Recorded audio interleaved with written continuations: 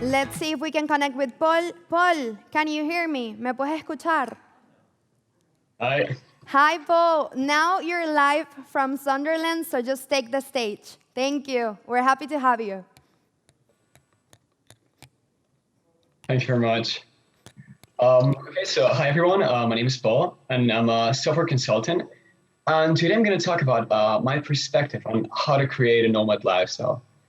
Although I'm not a full nomad myself because of my studies, I've been able to travel for quite a long periods of time while still being able to work and successfully attend the various things you could find on a daily basis.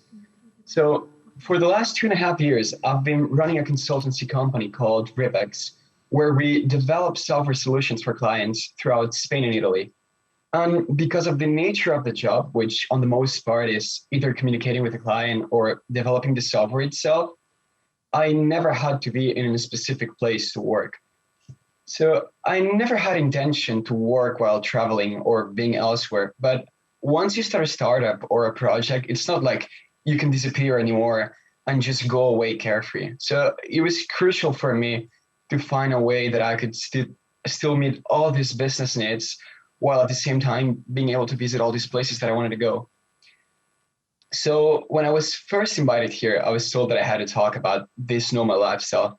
And although I first thought about explaining my perspective on more of the abstract aspects of it, such as, the values about living a simpler life or the fact that there's no point in owning things you cannot carry, I think those are the kind of things that one learns on the road. Plus, it can be quite different for everyone.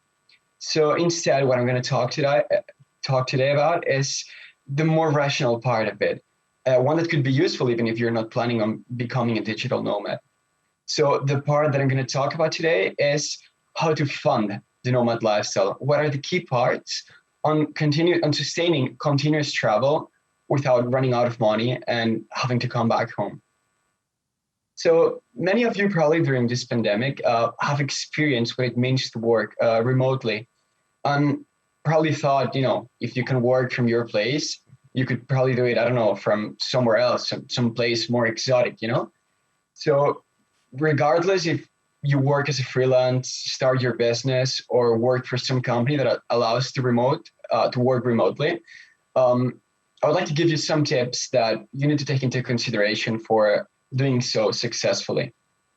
So one of the most important tips, about communication is the ability to communicate effectively, will always play an important role in the success of the remote office. And the problem with distance is that there's lots of opportunity for miscommunication.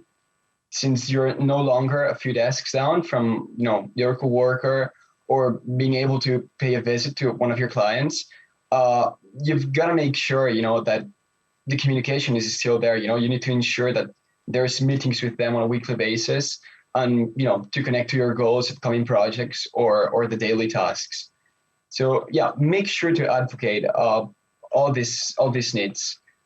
So when you're not in the office, it can be quite difficult for your clients also to keep keep track of your progress and the things you're doing.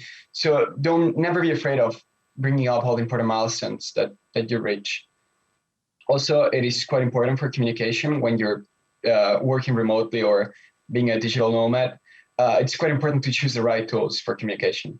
And my personal recommendations would be Discord for team management, email for documentation or things that may require a follow-up, Google Meet for video calls, and lastly, WhatsApp for the small details and stuff that would need an immediate answer.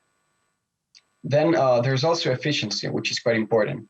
And one of the, probably one of the main fears of anyone that would like to work, from an unusual place is the lack of efficiency, because, not being able, you can't produce as much. There's this fear that you cannot produce as much as if you were in the same place everywhere, every day.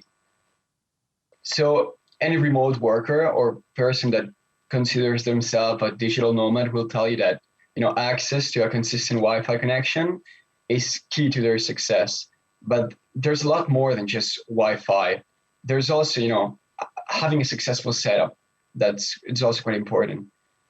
Uh, Along with the ability to take video calls without losing connection, you should also consider the tools and tech that you're going to need to do your job pretty well. So in the same way you don't climb a mountain on flip-flops, you've got to adapt your workplace to what you're going to do outside, and one that still meets each one of these job requirements. Therefore, my recommendation for you is, building a workplace that you can take anywhere, and always be able to use whatever you go. Also, one of the important things is stability. Well, it sounds pretty fun, to be traveling every day, and today I'm in this place, tomorrow I'm in this quite different place. Um, you can't fall into the trap of rushing. You need to stay down for a bit. Also, not just because it's going to add stability to your to your routine, which in return improves your quality and efficiency, but also because it allows you to experience a place beyond a tourist perspective. And yeah, while these tips that I'm giving you are probably more for the kind of person that would, like to run a startup or work in the digital industry, there are a lot of different ways in which you can become a nomad if you're interested.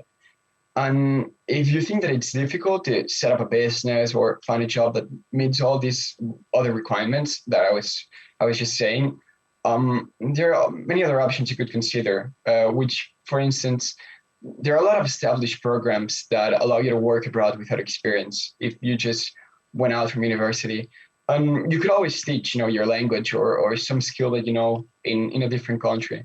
There are also volunteering programs where they give you a place to stay and food, and allows you to visit so many different places that you would probably never go if you were on your own. Some will pay you, some probably won't, and even some will make you pay them probably. So make sure to try all the options you can before choosing any of them. And if it doesn't work out the first time, just don't give up, because it's part of it. The important part here is that you try to live a life out of the ordinary, because even if it's not the easiest at the beginning, it will surely be one of the most rewarding ones to do. So yeah, thank you very much for your attention.